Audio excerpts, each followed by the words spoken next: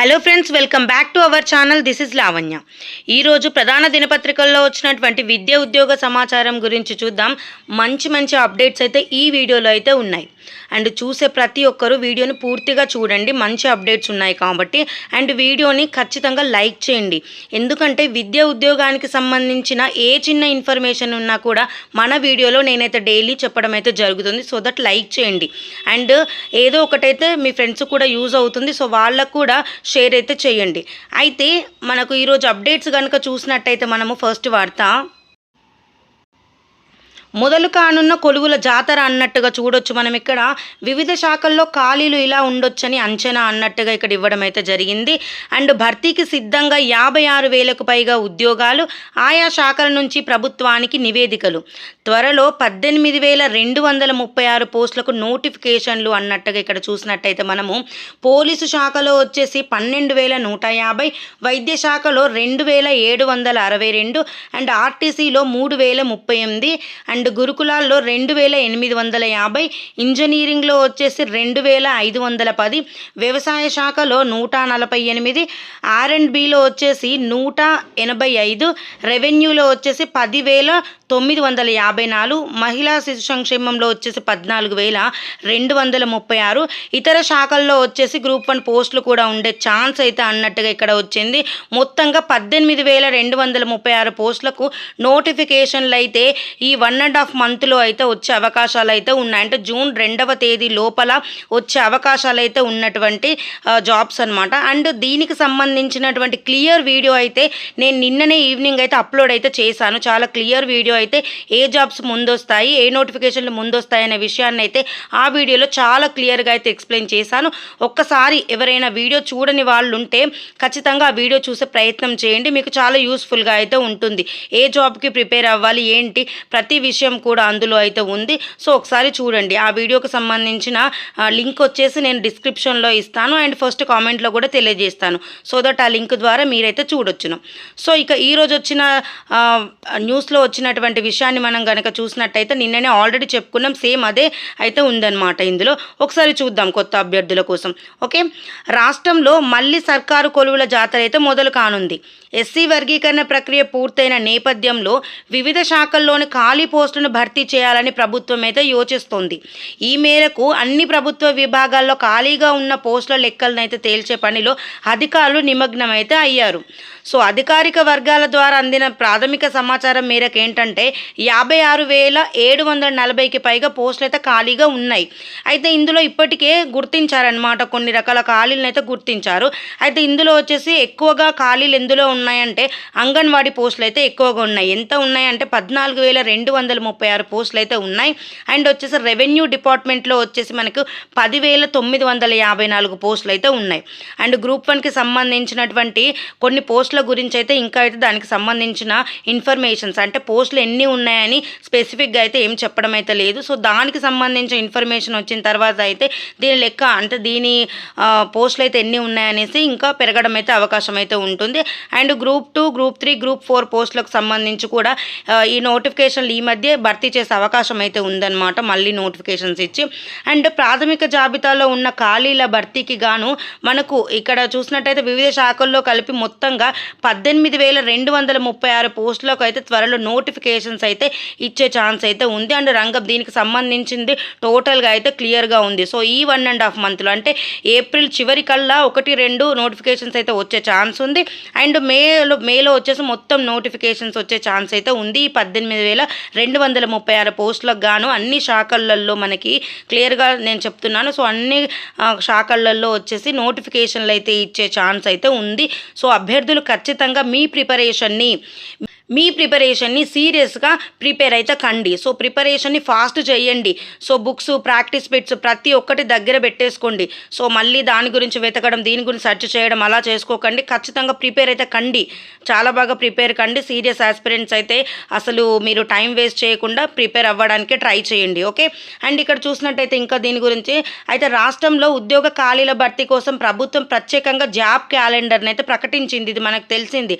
అయితే దీనికి సంబంధించి ఏంటంటే కేంద్ర ప్రభుత్వం కూడా నిర్వహించే పరీక్షలను కూడా పరిగణలోకి తీసుకొని 2024 అండ్ 25 విద్యా సంవత్సరానికి సంబంధించిన జాబ్ క్యాలెండర్ విషయానికి సంబంధించి దీన్ని అయితే రూపొందించడం అయితే జరిగింది. మనకు తెలుసు ఇది జాబ్ క్యాలెండర్ని 1 ఇయర్కి సరిపడైతే రూపొందించారు. అయితే దీనికి మధ్యలో ఏమొచ్చిందంటే ఎస్సీ వర్గీకరణ అనేది మధ్యలో అడ్డు రావడం వల్ల దీనికి సంబంధించినటువంటి నోటిఫికేషన్స్ ఇచ్చేవైతే మనకైతే ఇవ్వలేకపోయారనమాట. సో దానికి సంబంధించి మొన్న మనకి ఏప్రిల్ 14వ తేదీన అయితే దీనికి ఎస్సీ వర్గీకరణకి సంబంధించినటువంటిది అయితే క్లియర్ అయితే అయింది. సో దానికి సంబంధించి తీర్పు అయితే వచ్చింది. సో కాబట్టి ఆ వర్గీకరణ అనేది క్లియర్ అయిన తర్వాత నోటిఫికేషన్స్ ఇస్తా అని మన గవర్నమెంట్ అయితే మనకు అనౌన్స్ చేసింది. సో దాని ప్రకారమే ఇప్పుడైతే ఈ జాబ్ క్యాలెండర్లో మిగిలిన వాటికి సేమ్ యాజ్ యూజువల్గా ఇస్తారు. ఫిబ్రవరిలో ఇవ్వాల్సిన డిఎస్సి మాత్రం మేలో వచ్చే ఛాన్స్ అయితే ఉంది. సో మేలో ఖచ్చితంగా దాదాపుగా 5,000 నుంచి 7,000 నోటిఫికేషన్లతో డిఎస్సి కూడా వచ్చే అవకాశం అయితే ఖచ్చితంగా ఉంది. సో అభ్యర్థులు ప్రిపేర్ కండి. అండ్ ఇక్కడ చూసినట్టయితే మనకు శాఖల వారీగా తేలిన ప్రాథమిక జాబితా అన్నట్టుగా ఉంది. అంటే కొన్ని శాఖల వారీగా కూడా ప్రాథమిక జాబితాను కూడా వెల్లడించడం అయితే జరిగింది. అయితే ఏంటంటే పోలీస్ శాఖలో 10,500 అండ్ కానిస్టేబుల్ 1,650 వరకు ఎస్ఐ పోస్టులను అయితే గుర్తించినట్టు సమాచారం అయితే వచ్చింది. అండ్ వైద్య శాఖలో వచ్చేసి 612 అసిస్టెంట్ ప్రొఫెసర్ పోస్టులు, మరో 2,150 డాక్టర్ పోస్టులను కూడా గుర్తించారనమాట మెడికల్ గురించి. అండ్ వీటిలో 612 అసిస్టెంట్ ప్రొఫెసర్ పోస్టులకు ఆర్థిక శాఖ నుంచి కూడా అనుమతులు కూడా వచ్చాయి. అండ్ ఇవే కాకుండా మరో 2,000 వరకు అయితే నర్సు పోస్టులు కూడా ఉన్నాయన్నమాట.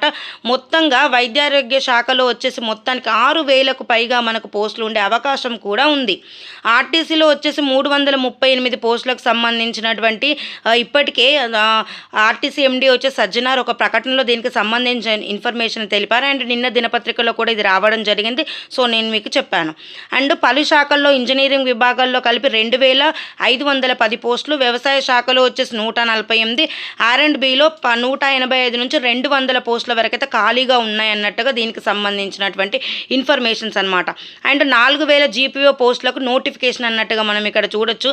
4,000 జీపీఓ పోస్టులు అంటే మనకి ఇక్కడ చూసినట్టయితే మనకు ఇంతకుముందు ప్రీవియస్లో విఆర్ఓ అండ్ విఆర్ఏలుగా పనిచేస్తున్నటువంటి వాళ్ళు దాదాపు 6,000కు పైగా మంది అయితే తిరిగి మళ్ళీ గ్రామ పరిపాలన అధికారులుగా అయితే నియమించబడ్డారు. అయితే దానిలో మిగిలినటువంటి పోస్టులు ఉంటాయి కదా, ఇంకా మిగతా వారు కూడా మళ్ళీ తిరిగి విఆర్ఓలుగా అండ్ విఆర్ఏలుగా గ్రామ పరిపాలన అధికారులుగా రాని వాళ్ళు ఉంటారు కదా. సో ఆ పోస్టులు వచ్చేసి మొత్తంగా 4,000 పోస్టులు అయితే ఉన్నాయి.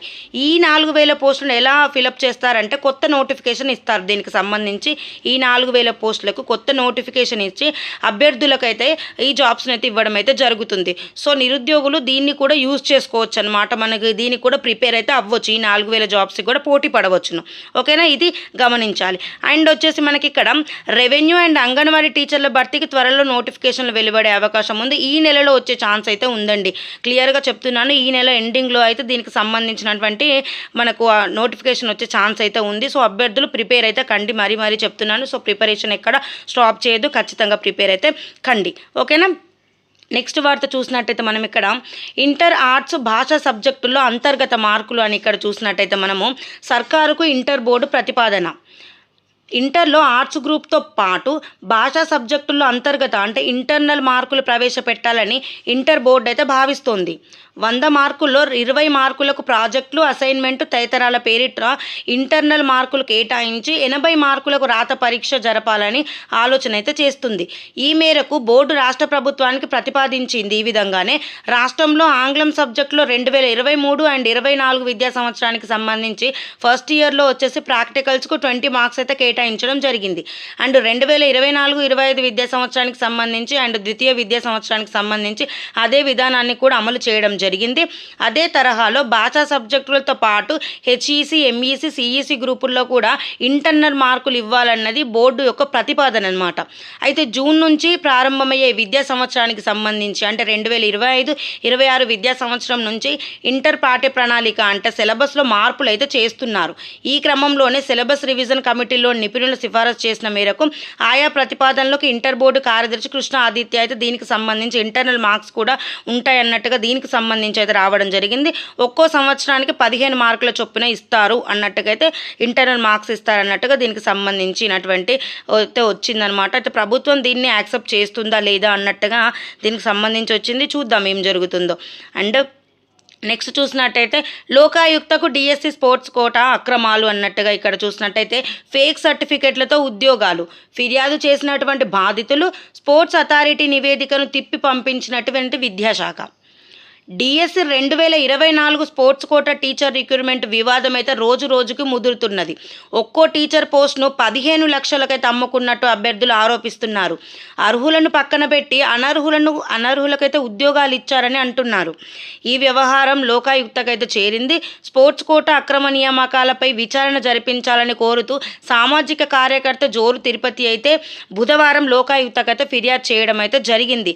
అయితే దీనికి సంబంధించి ఏంటంటే అనర్హులకు ఉద్యోగాలు కట్టబెట్టారనమాట. సో దానికి సంబంధించినటువంటిది బాధితులైతే వాపోతున్నారు.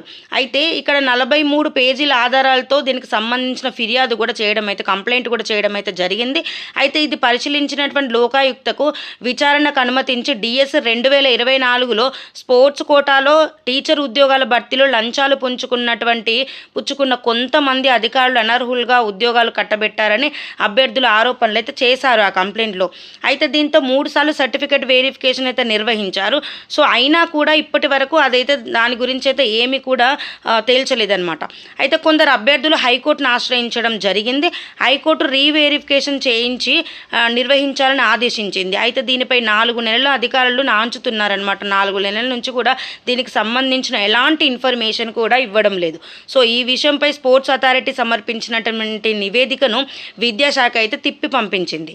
సో అభ్యంతరాలు వ్యక్తం చేస్తూ మళ్ళీ స్పోర్ట్స్ అథారిటీకే పంపించింది.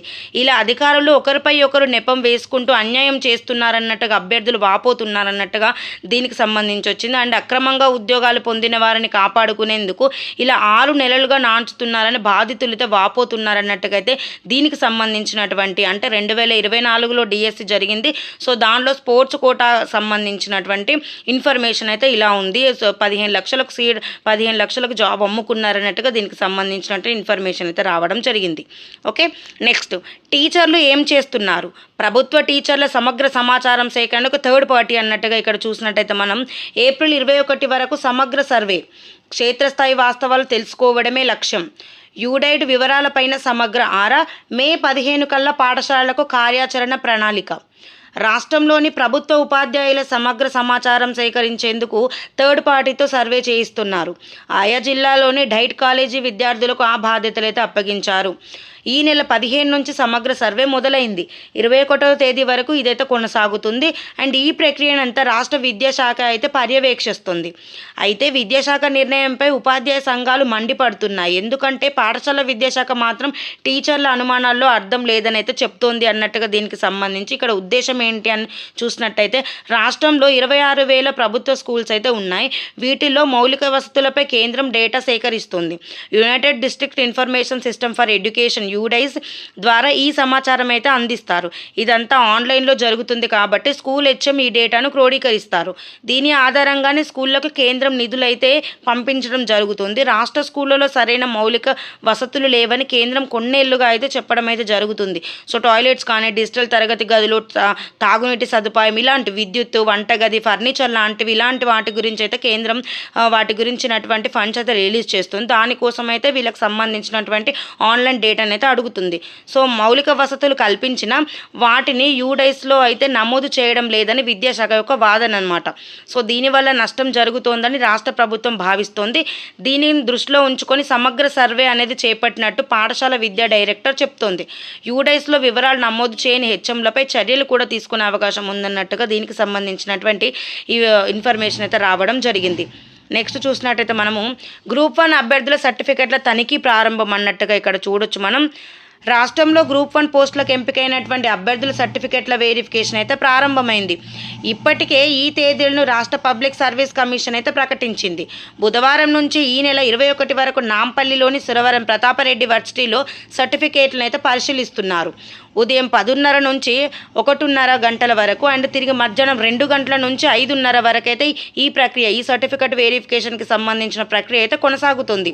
అండ్ టీజీపీఎస్సీ వెబ్సైట్లో వచ్చేసి ధ్రువపత్రాల వెరిఫికేషన్కి ఎంపికైన అభ్యర్థుల జాబితా అయితే అందుబాటులో ఉంచింది. సో ఎవరైనా దానికి సంబంధించినటువంటి ఇన్ఫర్మేషన్ రాకపోతే ఒకసారి వెబ్సైట్లో అయితే చూసుకోవచ్చు.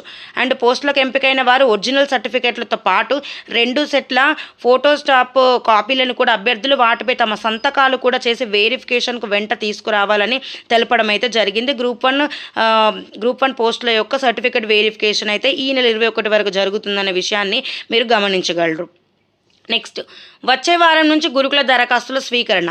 గురుకుల సొసైటీ కార్యదర్శి అలుగు వర్షిని వెల్లడి అన్నట్టుగా ఇక్కడ చూడొచ్చు మనం.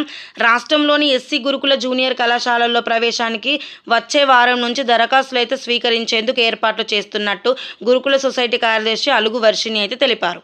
ప్రవేశ పరీక్ష లేకుండా 10వ తరగతిలో వచ్చినటువంటి మార్కుల ఆధారంగా దాదాపు 20,000 వరకు ఉన్న ఇంటర్ ఫస్ట్ ఇయర్ సీట్లను అయితే భర్తీ చేస్తారు. ఎలాంటి టెస్ట్ అయితే కండక్ట్ చెయ్యరు. డైరెక్ట్ మనకు అడ్మిషన్స్ అయితే ఉంటాయి. దాదాపు 20,000 వరకు అయితే ఉన్నాయన్నట్టు ఇక్కడ తెలుస్తుంది మనకు అడ్మిషన్స్. అండ్ ఎస్సీ కళాశాలలో 50% సీట్లు ఎస్సీ గురుకులాల్లో చదువుతున్నటువంటి విద్యార్థులకైతే కేటాయిస్తారు. మిగతా 50 సీట్లు అయితే ఇతర సొసైటీలు అండ్ ప్రభుత్వ పాఠశాలలో చదివిన విద్యార్థులకు, మిగిలిన సీట్లు ఇతర పాఠశాలలో చదివిన వారికైతే ఇస్తున్నట్లయితే తెలపడం జరిగింది. అండ్ విద్యార్థులు వచ్చేసి 10వ తరగతిలో వచ్చిన మార్కుల ఆధారంగా అయితే ఈ సీట్లను ఇవ్వడం అయితే జరుగుతుంది. అండ్ ఎస్సీ గురుకుల విద్యార్థులు దరఖాస్తు సమయంలో వాళ్ళకి సంబంధించిన కేవలం 10 హాల్ టికెట్ నెంబర్ ఇస్తే చాలు, ₹1 ఫీజు లేకుండా కూడా వాళ్ళకి అడ్మిషన్ అయితే చేసుకుంటారు అన్నట్టుగా దీనికి సంబంధించి. అండ్ వచ్చేసి ఈ నెల 21, 22 నుంచి మే 15 వరకు అయితే దీనికి సంబంధించిన అడ్మిషన్స్ ప్రక్రియ అయితే కొనసాగుతుంది. సో దీనికి సంబంధించి ఎవరైనా జాయిన్ అయ్యే వాళ్ళు ఉంటే జాయిన్ అవ్వచ్చు. ఇక నుంచి సిఓఈల్లో ఫస్ట్ ఇయర్ ఇంటర్మీడియట్ 95%, నాన్ సిఈఓల్లో 90% మార్కులు పొందిన విద్యార్థులకు గురుకుల సొసైటీ పరిధిలో 7 ప్రీమియర్ సిఈఓల్లో నేరుగా సెకండ్ ఇయర్లో ప్రవేశాలు కూడా కల్పిస్తారు. సెకండ్ ఇయర్ జాయిన్ అవ్వాలనుకుంటే ఇలా అయితే మనకు ప్రవేశాలు కల్పిస్తారన్నట్టుగా దీనికి సంబంధించినటువంటి ఇన్ఫర్మేషన్ అయితే రావడం జరిగింది. నెక్స్ట్ చూసినట్టయితే మనకు నేడు జేఈ మెయిన్ తుది ఫలితాలు. ఓకే, ఫైనల్ రిజల్ట్స్ అయితే ఈరోజు జేఈకి సంబంధించినటువంటి రిజల్ట్స్ అయితే వస్తాయన్నమాట. సో జేఈ మెయిన్ తుది ఫలితాలు గురువారం అయితే విడుదల కానున్నాయి. మెయిన్ 2 ఫైనల్ ఆన్సర్కి ఫలితాలతో పాటు తుది ఫలితాలను కూడా నేషనల్ టెస్టింగ్ ఏజెన్సీ అయితే విడుదల చేస్తుంది. మెయిన్ 1, మెయిన్ 2 రెండింటి ఫలితాలను కూడా క్రోడీకరించి తుది ఫలితాలను అయితే ఈరోజు అయితే విడుదల చేయనుంది.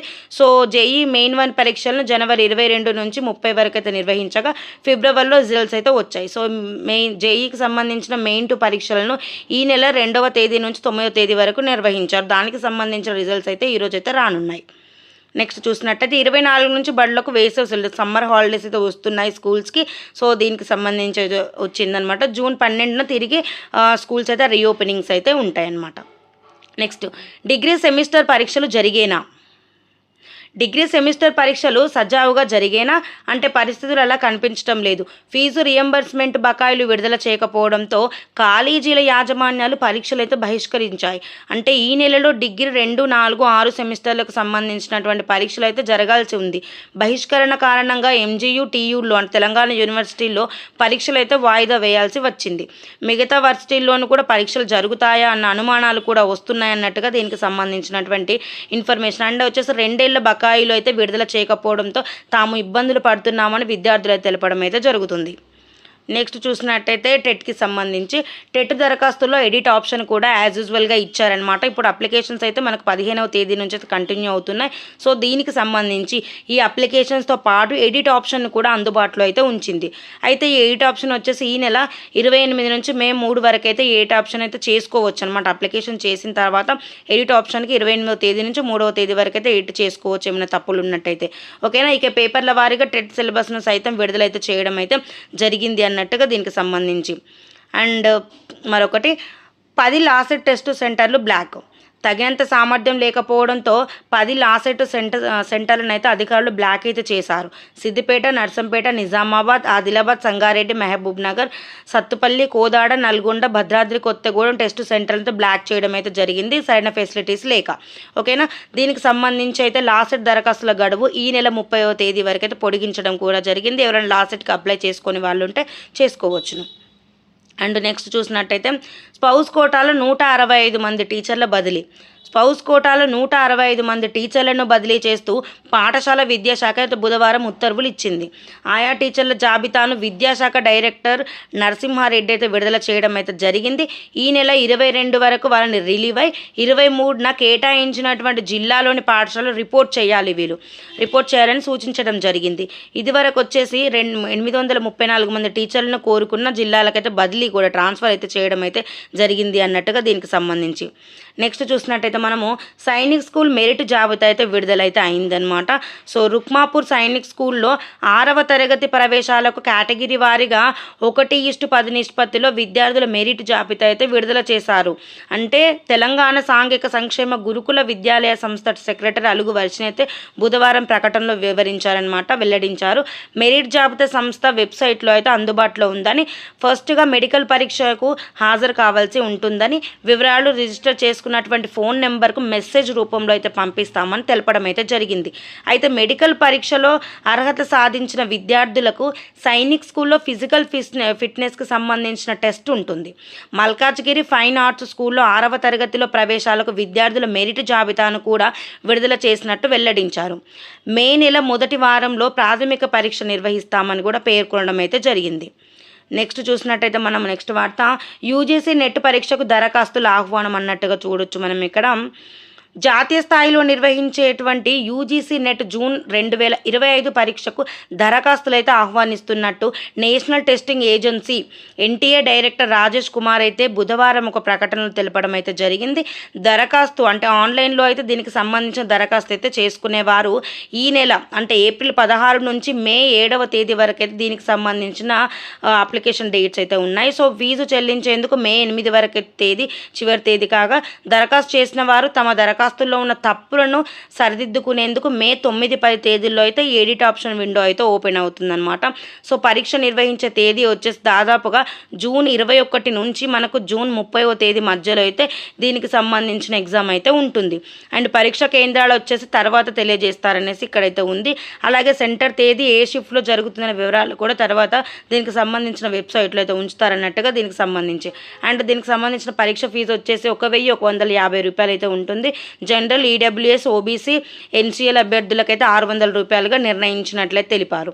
అండ్ ఎస్సీ, ఎస్టీ, వికలాంగులు, థర్డ్ జెండర్ అభ్యర్థులకైతే 320 రూపాయల పరీక్ష ఫీజు అయితే ఉంటుంది.